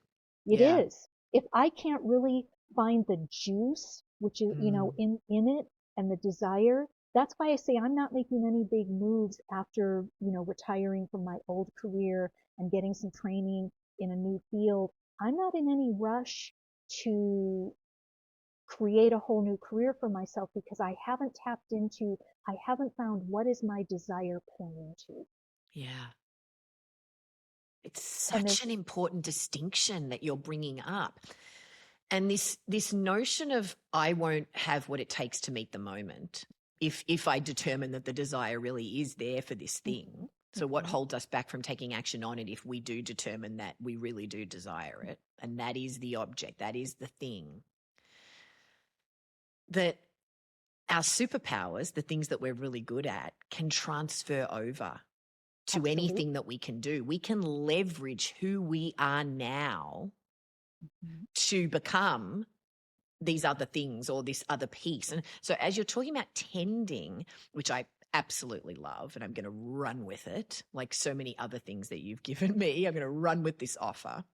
What's coming up for me as well is this idea of exploration that as we tend, we're exploring and we're Yeah, nurturing and nourishing. So yes, when someone yes. says, oh, I can't believe why didn't I know this sooner? I can't believe I've got to undo this, or the shame and the guilt or the grief that comes with not knowing what you didn't know before, which we all think we should know what we don't know, which is just this thing that we all do to ourselves. We can't know until you know. And I think things come to us at exactly the moment when we're ready for them to come to us. And so what I say to people, during our office hours is, oh, we're actually not. What about if we think about it, we're not fixing ourselves. We're just exploring other parts of ourselves and we're paying attention to some parts that maybe we weren't paying attention to before. And that's the beautiful thing about the human body with health. It's crying out with little niggly symptoms. It whispers, then it starts to cry out, then it starts to scream and then it Hmm. takes us down if we still continue not to listen. So, what you're speaking about is just that real intentional process of listening. Yeah, yeah. And going back to the tending and the gardening, um, I myself am not a big gardener, but I had a grandmother who was. And one of the things that I loved doing with her was just observing how she tended her, particularly her flowers. And she would experiment. Like she would even say, I got this new fertilizer and I'm going to see how it does. So, like you said, exploring and experimenting instead of feeling like we need to have the answer right from the get-go and then apply that answer, apply that solution. Mm, Let's explore and experiment and see and just kind of see where it goes. I mean, I know you do that in your Skinny 60 because people have to find, how much food do I really need? What is my balance of nutrients that my body needs? mm, How do I respond to this? Is the way I also work with my fitness clients was, until we get in there, we don't really know. I have a basic framework that I can offer to you that I can recommend, but we're going to fine tune within mm, that because we can't predict exactly how your body is going to respond to this form of exercise or this form of eating or the timing or whatever. It was an exploration together, yes. and that's where the community came in. And that's why Yes. sometimes the feelings that come up, if we're feeling really stuck and we decide, gosh, I think I need some support here, that support is actually a form of exploration. That's what therapy is Mm. about. It's an Yes. exploration. Yeah. Let's And let's and also holding the destination or what we perceive as the end point. Because I mean, when we get to the end point, we realize it's not the end point. I mean, that's the whole point, right? The end in this physical body is death, right? Or none of us are in any hurry to get there.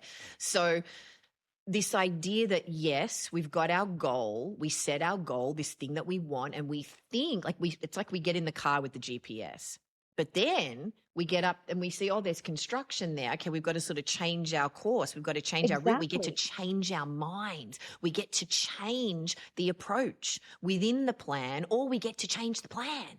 And we can right. still get to the same place. Right. Or we can decide, you know what? That destination is too much trouble to get to Yep. today. Don't want to So go there anymore. Yeah, yeah, totally, yeah, totally. and that's part of the exploration and experimentation is depending on what, especially with lifestyle changes, because those are something that are hopefully going to go on for the rest of your life, maybe with some modifications, but you're trying to make a kind of a permanent change in how you live your life. You Mm, may also decide, you know, I'm not going to do that piece of it anymore. It yeah. just doesn't work for me anymore, or I just don't like it. You know, you're allowed to just say, I You're don't like it. allowed. This is something I say all the time in Skinny CT. You're allowed to change course. You're allowed to say, this isn't for me. You're allowed to change your mind. You're allowed to take your chips off the table and go, it does not have to be me. Like, so we can get to the destination and go, I actually don't want to stay here. I don't even want to spend Exactly. one night here. I Right, want to go over to that town, I right, actually want to turn right, my car around and go home, and we're right. allowed to do that and we don't give We ourselves are. permission. So No, again, we don't. We don't. that And I permission. don't want to get into, we also need to be careful that we don't too easily give ourselves permission. We need to interrogate the Oh, obstacles that we're throwing up right yeah. from the get-go. But that's why, Mm, in answer to your question to me, as I said, the first thing I do is I kind of say, okay, let's pull back a little bit here and let's ask a lot of questions about what I really have going on inside me because they're creating some obstacles mm, and maybe I need to deal with some obstacles first before I can really tap into the truth of this desire if that's there. mm. So yeah, it's like you set the GPS, but you also make sure there's gas in the car. And if it's a cold day, you have a coat on and maybe you have some water and a snack and, all the things. And then as you're going along and you run into all the construction, you get to say, that's okay. I can deal with a delay or I'll just reroute. Or you can say, you know what? This construction it's not worth it. And I'm going to turn around and go home. But you've at least eliminated all the obstacles that you have control over before you started pursuing the destination. I mean, I think that's a key point, isn't it? Mm-hmm. We do want to set ourselves up for success, whatever that looks like. Or said differently, we want to set ourselves up for an exploration and attending to that serves us. Yeah, yeah. And so what do we need on that journey? And that's why I say this all or nothing, I'm going to hit the gym, I'm going to never eat sugar again, I'm just going to follow the diet that somebody put on the internet and see how that works. That's not really preparation for exploration, and it's not Mm, really taking a look at what obstacles might be in the way already of me pursuing this, and let's tend to those before we set off on our journey. Like we mm. don't go on vacation and just like shut the door to our house and say bye. We're like, no, we find somebody to water the plants and we we empty out the fridge so that everything isn't just, rotten by the time we get home. We pack a bag so that Yeah, we have things with us yeah, that we need, yeah, yeah. Yeah. Yeah. So Absolutely. we remove the obstacles to a homecoming that could be potentially disastrous. And we remove the obstacles to us not having what we need while we're on vacation. Yeah. Or said differently, we work with them. Yeah, We right, acknowledge they're there exactly. And we Right. decide, do I want to work with them or do I want to go, no, thank you, not for me. Yeah. So, Yeah. there's always going to be obstacles. Yeah. Oh, gosh, Elizabeth, I could talk to you about this all day long. And you and I, we're used to having 7-hour conversations I about things. So know. reining this in to something that's less than 2 hours is feels limiting to me as a 7. Well, guess what? We will put this particular segment in the can and Yeah. we'll start another one. You We get to will. create You're another right. one. You're right. We've planted this flower, and then we're going to go over and we're going to plant Yes, another we flower. are. So I will And invite you into my next garden, and we'll create together, and we'll tend yes.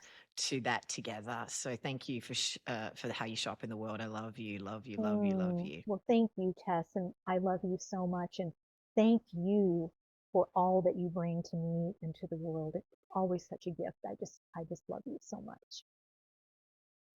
So many great takeaways. I'm thinking about New Year's resolutions differently. Letting go of the pressure of the new year, that flip is a myth. The expectation that we'll suddenly be in a different state the minute January 1st comes. Letting go of that pressure to make a fresh start in January and thinking about, have we processed our feelings about what happened last year, that there is no blank page. We carry forward whatever's been unresolved, and what's been resolved, everything gets laid into the tapestry of who we are and informs the next choice. So giving ourselves time to shed and transition gradually, that it takes time for the old skin to completely fall off. And it takes time for the new skin, once we put it on, to settle in, that new skin, that new thing is very tender. We don't go from dark moon to full moon in one day.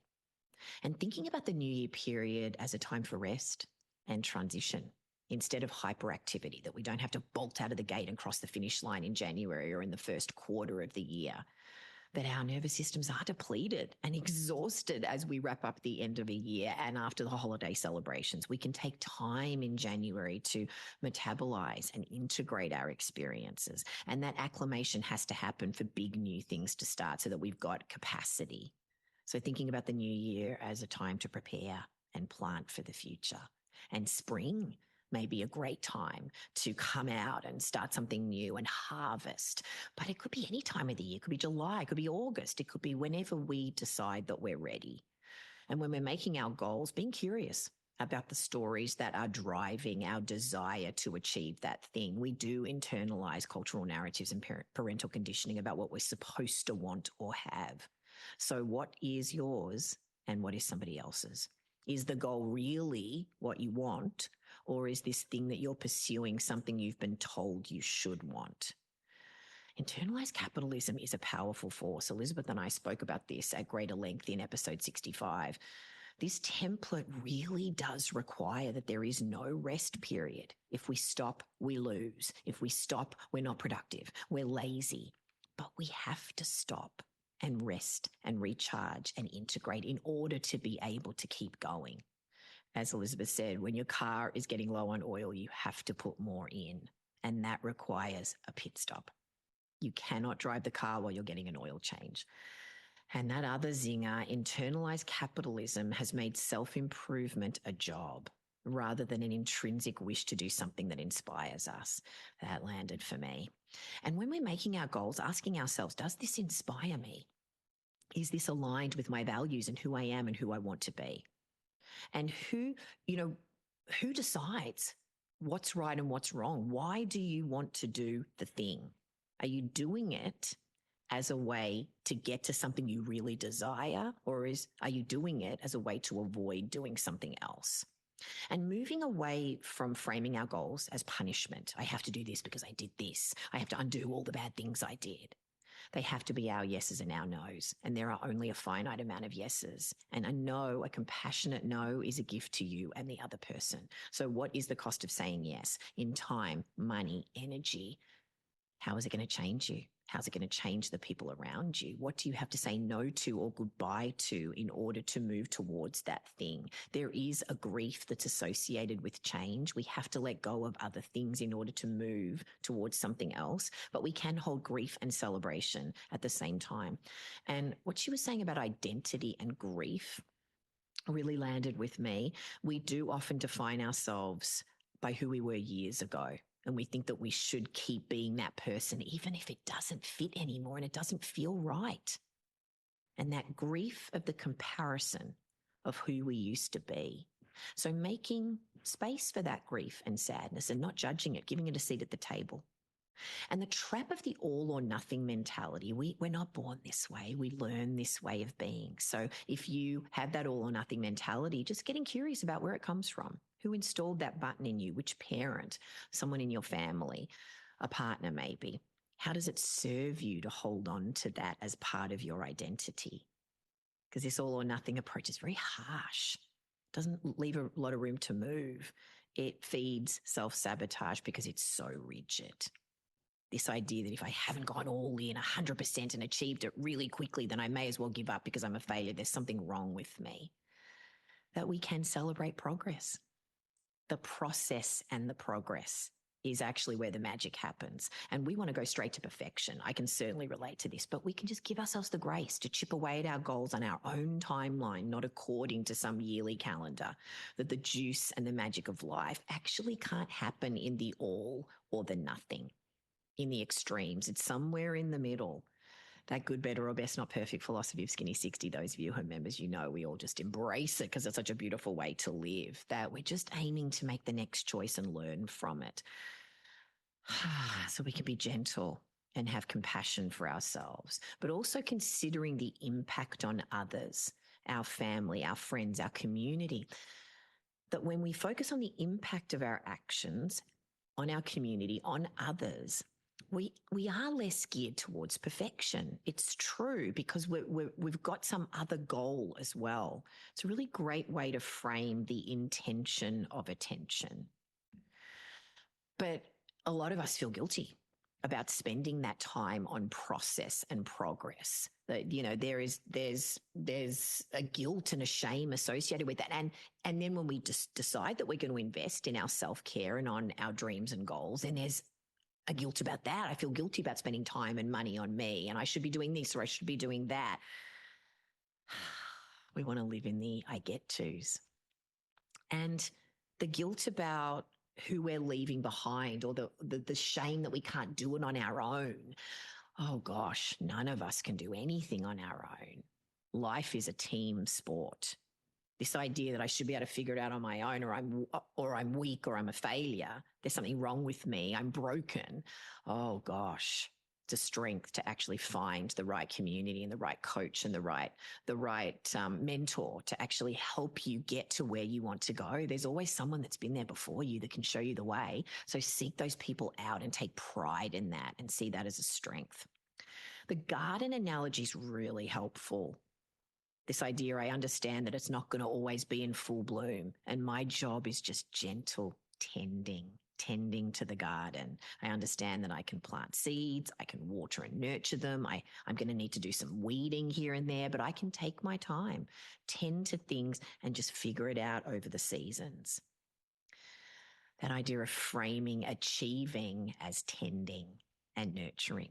Instead of I'm going to do this, say I'm going to tend to this. I'm going to pay attention to this. I'm going to tend to my weight and my health. I'm going to tend to nurturing myself. Living is tending and fine-tuning. So what needs attention today? Tending to your hearth, the source, valuing the process of just taking the next step or not taking any step, and resting, which is a step in and of itself. The next step can be rest. It can be not doing anymore. I just really feel like this approach brings in an element of love and compassion rather than punishment.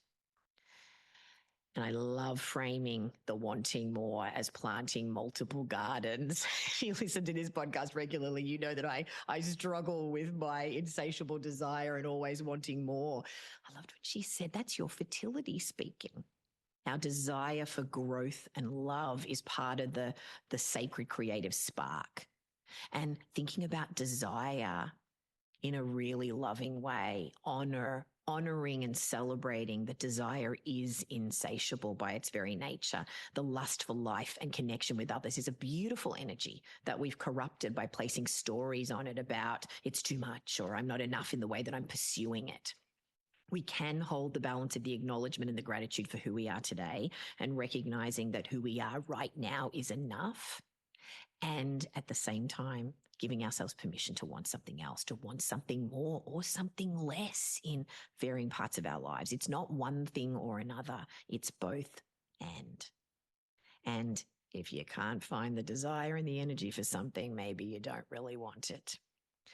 And giving ourselves permission to be who we are. We're allowed to want what we want and change our minds when we don't want it anymore. We're allowed to be different and we lean on each other. We don't do things in a vacuum. When she asked, do you find joy in creation or maintenance? I'm going to be continuing to think about that in other parts of my life. I do like starting from scratch and having endless possibilities and no rules, the next frontier, and I can make it anything. There is no mold. But Elizabeth loves tending to the plants. Her freedom comes from being able to really offer that maintenance kind of energy, and both of them are needed. So if you are somebody like me who likes to start the next thing, we give ourselves permission to hand it to Elizabeth, who loves to tend and maintain things. And then the next new thing's never going to happen if people like us don't exist. So finding the right matches for different projects as well is really helpful, and honoring the value of both contributions. Life is a practice. We talk about this a lot on the podcast. We're practicing every day at being who we are and who we want to be. We're not perfecting it. And living in the I get to's, not the shoulds. I get to try this today. I get to figure this out. I get to understand this a little bit better. I get to. Oh, that energy just fills me with hope and possibility. We can keep inviting ourselves into that state of curiosity and possibility. And we're just fine-tuning and finessing that life is an exploration. We're not fixing, we're tending. We're paying attention. We're exploring and experimenting. We're nourishing and nurturing. Instead of feeling like we have to have the answer from the get-go and then applying that answer or applying that solution, we're just exploring and experimenting. Just see what happens and learn from it. That just feels very doable and a lot less overwhelming to me. How about you? Leave a review or post in the Facebook group. I want to hear how this landed for you. I want to hear about your It Has To Be Me story. So head on over to ithastobeme.com/stories to share it in our free community. You can also join the conversations we're having about this episode and others. I'm Tess Masters. Join me next week and we'll dive inside another great story to help us go from dreaming to doing.